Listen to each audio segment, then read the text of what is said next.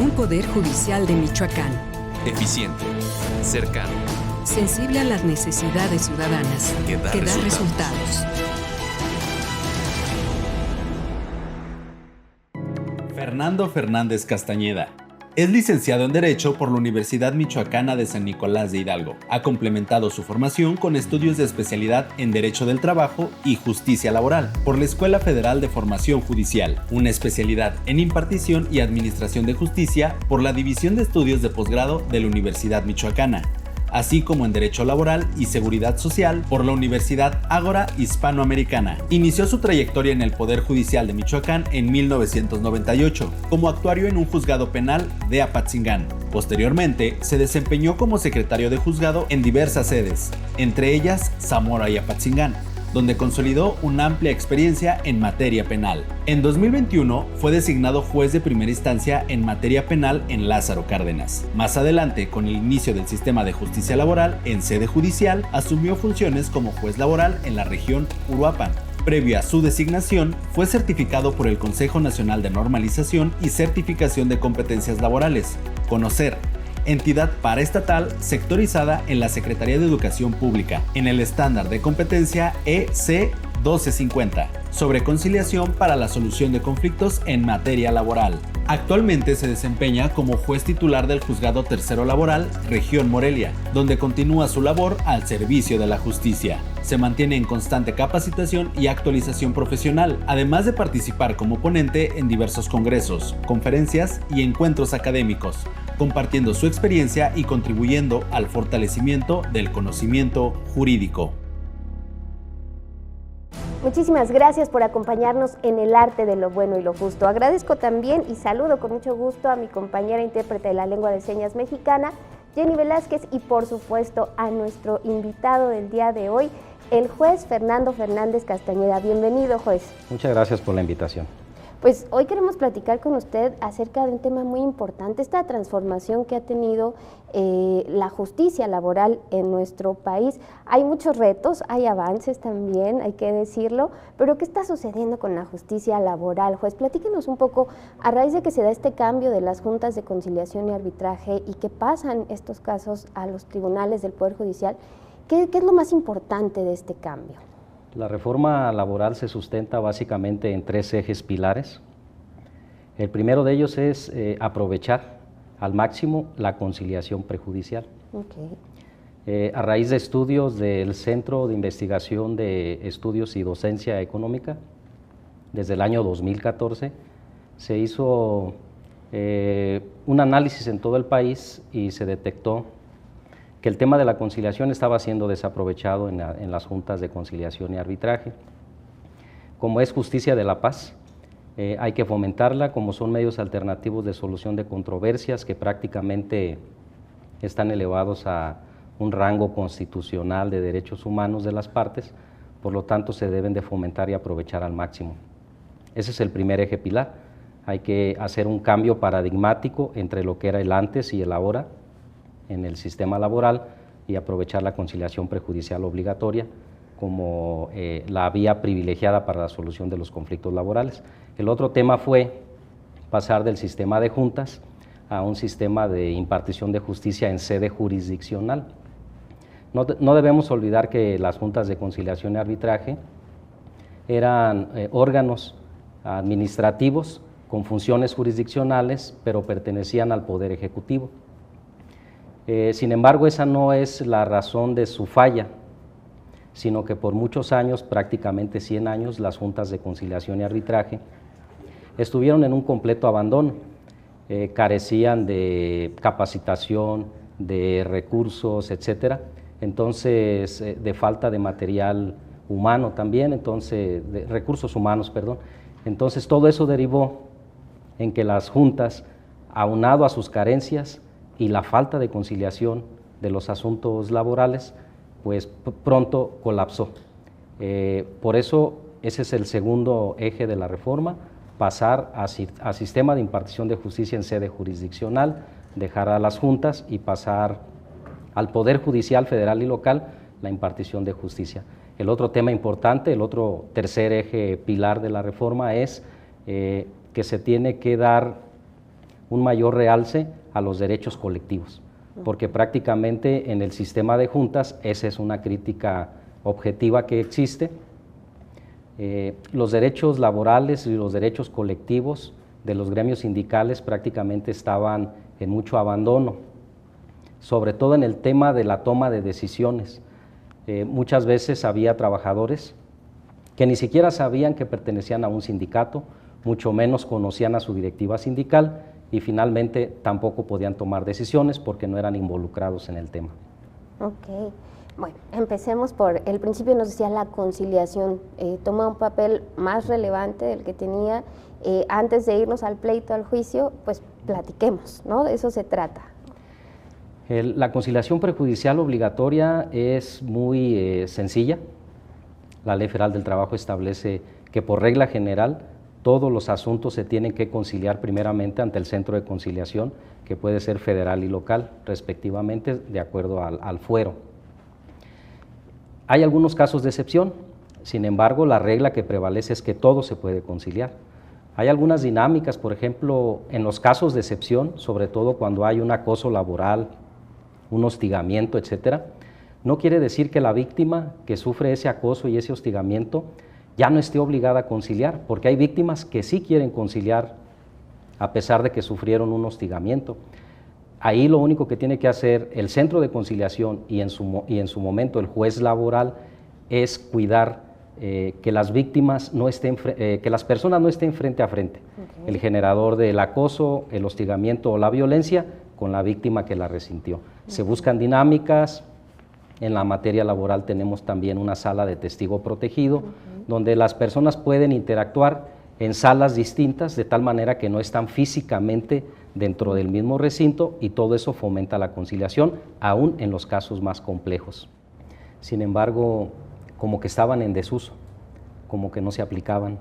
Entonces, en un artículo de la Ley Federal del Trabajo está precisamente todos estos principios que se le tiene que dar vida más en este nuevo sistema. De los que me comenta la oralidad. El derecho procesal del trabajo es predominantemente oral y conciliatorio. Predominantemente oral, ¿por qué? Porque tenemos una fase escrita y enseguida tenemos una fase oral en el procedimiento. La fase escrita se encarga un secretario que le ayuda al juez a la recepción de la demanda, la contestación, la réplica y contrarréplica, algunas otras promociones escritas que hacen las partes. Y después de esa fase expositiva que le llamamos nosotros, se abre la fase oral, donde ya entra el juez con dos audiencias, una preliminar donde se depura el proceso y donde prácticamente se le da vida a todos los principios ya del sistema laboral. La presencia del juez, que significa una inmediación que debe de ser ininterrumpida en todo momento, so pena de causar alguna violación grave al proceso que amerita una reposición. Ya el juez en fase oral no puede delegar nada a un secretario instructor, tiene que salir a las audiencias, estar inmediato a las partes. Ese es el principio de la inmediatez, que el juez está cercano, que está próximo a las partes y que resuelve sus peticiones en el momento de la audiencia. En la audiencia preliminar hay muchísimas cosas que hacer, hay toda una depuración del proceso sobre hechos controvertidos, no controvertidos, admisión de pruebas, señalamiento de la audiencia de juicio, sin olvidar que también ahí se revisa la legitimación procesal de las partes y se resuelven todo tipo de excepciones procesales o dilatorias, que son las que en términos de ley se tienen que resolver en una audiencia preliminar, porque las excepciones de fondo o perentorias que conocemos son las que se van hasta el dictado de la sentencia. Okay. Y bueno, nos decía también había como cierta deuda con el derecho colectivo. ¿Qué avance se ha registrado? Ha tenido mucho avance porque precisamente es el tercer eje pilar de la reforma en el cual se sustenta.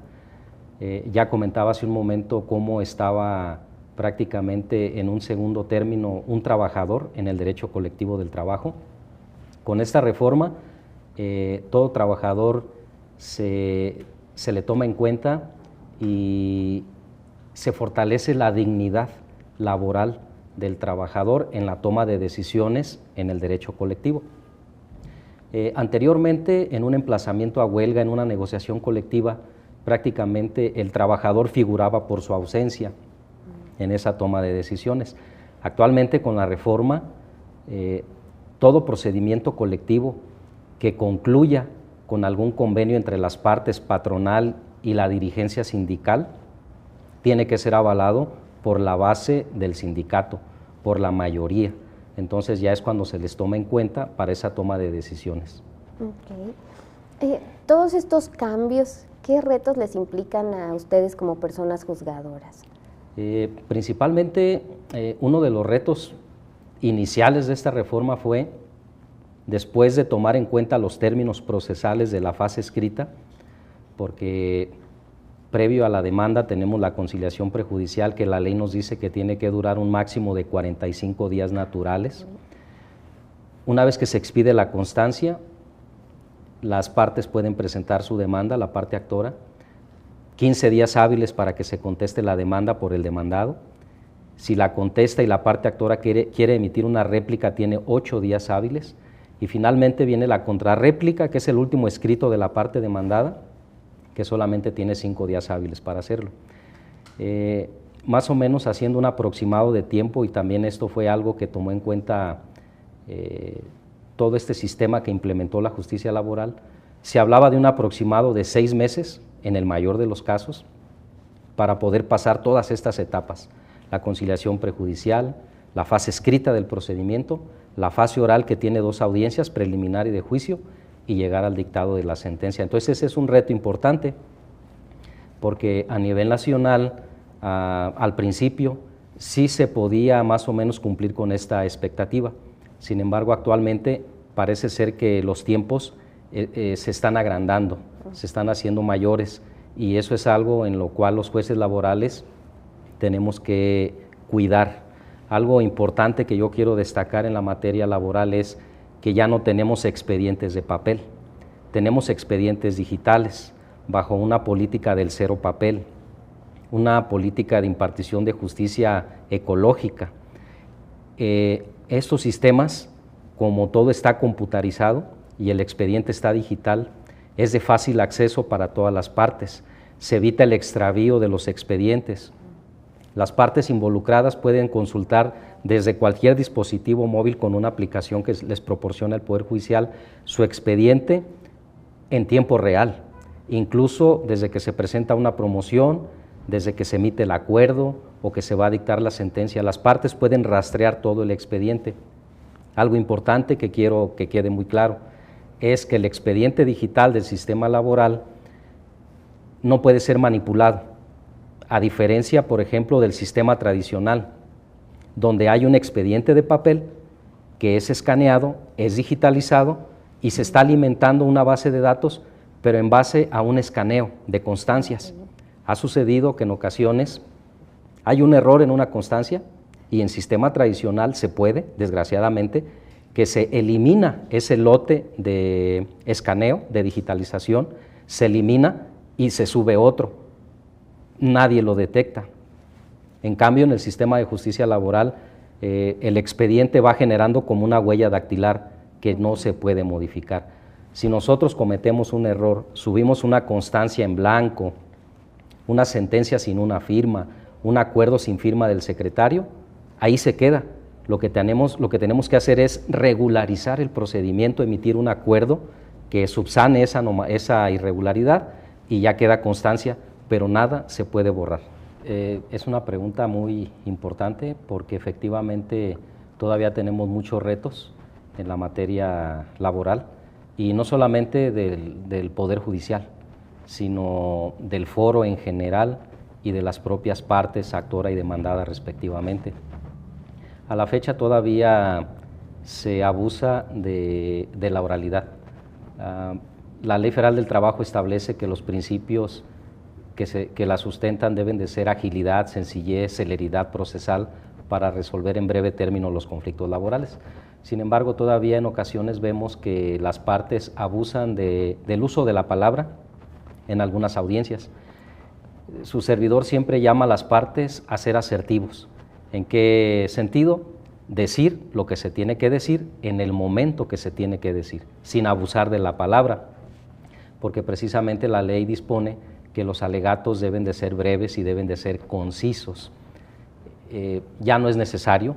En ocasiones detectamos abogados del foro, no en general, pero sí algunos casos contados, donde hay abogados que en una audiencia preliminar quieren todavía ratificar una demanda, el ofrecimiento de pruebas, decirles que eso ya no es necesario en el sistema laboral. Son partes que debemos ir comprendiendo para efecto de darle agilidad a las audiencias y concluirlas en breve término, y de esta manera poder concluir rápidamente los procesos. ¿En qué otra parte detectamos algunas cuestiones? Todavía se falta al principio de veracidad, es decir, todavía las partes mienten, desgraciadamente. Puede ser la parte actora, puede ser la parte demandada. La parte actora cómo miente, y lo ha hecho antes y lo sigue haciendo ahora, y eso se pretende erradicar.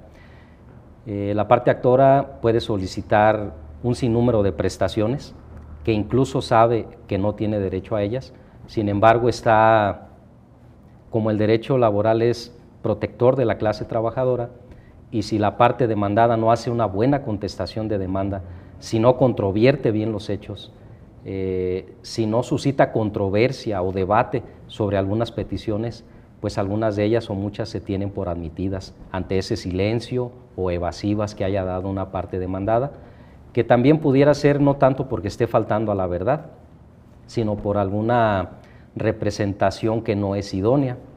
Me refiero a un abogado.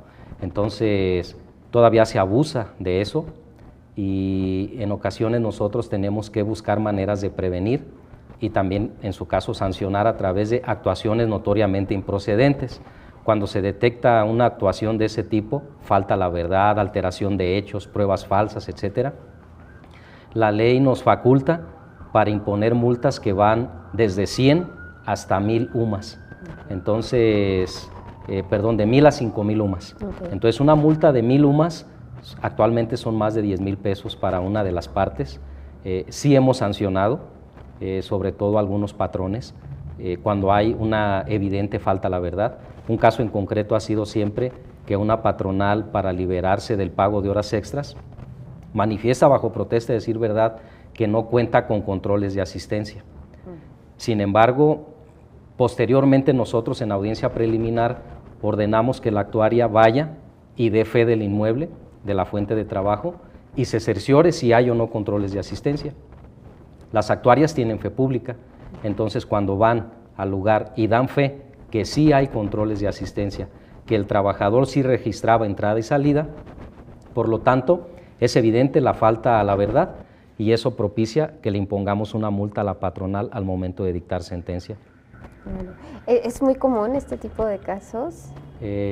Cada vez van a menos, pero todavía se detectan muchos de ellos.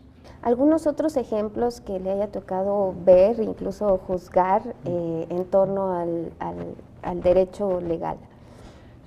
Quiero hacer un llamado al público en general, sobre todo a la parte patronal, porque muchas veces los abogados que representan a la parte patronal simplemente niegan la existencia de una relación laboral o hacen una negativa de algunas prestaciones o peticiones que hace la parte actora, pero muchas veces es faltando a la verdad. Sin embargo, lo que quiero decirles es de que los juzgados laborales estamos facultados, tenemos atribuciones para ordenar pruebas de oficio. Cuando hay hechos controvertidos, podemos decretar pruebas sin que las partes lo soliciten, y muchas veces a través de esas pruebas se hace evidente que hay una mentira, una falacia, y tenemos que sancionar, y le sale más caro a la parte patronal una multa por actuaciones notoriamente improcedentes, en ocasiones que a veces conciliar el asunto. Yo le pediría a las patronales hacer más conciencia en el área de la conciliación, porque actualmente todavía se da el caso de que las patronales están exhibiendo renuncias por escrito. En ocasiones dicen que es verbal, en otras veces dicen que hay una renuncia por escrito. La parte trabajadora manifiesta que esa renuncia no es verídica, que cuando fue contratado para trabajar lo obligaron a firmar algunas hojas en blanco o una renuncia anticipada. Entonces me dirijo a la patronal para hacerle conciencia de que actualmente la renuncia, ya sea verbal o escrita por sí sola, es insuficiente para exonerar a una patronal, es decir, para absolverlo de las peticiones que se le están demandando. Regularmente en todos estos casos, cuando la renuncia es verbal o que es escrita pero va por sí sola y no se corrobora, no se fortalece con algún otro medio de prueba que robustezca la voluntad de la persona en dar por terminada la relación de trabajo, es insuficiente para absolver al patrón. Regularmente se le condena. Entonces actualmente muchos patrones se están arriesgando todavía a exhibir renuncias, ya sean verbales o ya sean escritas, pero que ya no les son suficientes para ganar un juicio laboral. Y ya casi para despedirnos, juez, ¿cuál sería el mensaje para los trabajadores, las trabajadoras? ¿Cómo podemos protegernos? Actualmente, aunque no lo crean, todavía existe mucho contexto de precariedad, de informalidad laboral, donde no hay contratos de trabajo, donde no hay listas de asistencia, donde no hay listas de raya o nómina, donde no hay recibos de nómina, donde los trabajadores no son dados de alta ante el Instituto Mexicano del Seguro Social. Entonces, toda esta parte, decirle a los trabajadores, primeramente, que cuando se enfrenten a un ambiente de esa informalidad laboral, tienen a su disposición la inspección del trabajo. Hay que acudir a la Secretaría del Trabajo y Previsión Social, en este caso a través de la SEDECO, Secretaría de Desarrollo Económico de Michoacán, para hacer esas denuncias que incluso pueden ser anónimas, para que se hagan inspecciones ordinarias o extraordinarias a las fuentes de trabajo y poder corroborar que se estén cumpliendo con esas obligaciones que todo patrón tiene. Pues muchísimas gracias, juez, por habernos compartido su experiencia y dejarnos conocer un poquito más el trabajo que realizan en el Poder Judicial. Gracias por la invitación. Gracias a ustedes también por habernos acompañado en el arte de lo bueno y lo justo, hoy conociendo más acerca del trabajo del juez Fernando Fernández Castañeda. Le invitamos a que esté muy al pendiente en las redes sociales del Poder Judicial del Estado de Michoacán acerca de los temas que están tratando y que por supuesto afectan y benefician al Estado de Michoacán. Le esperamos la próxima.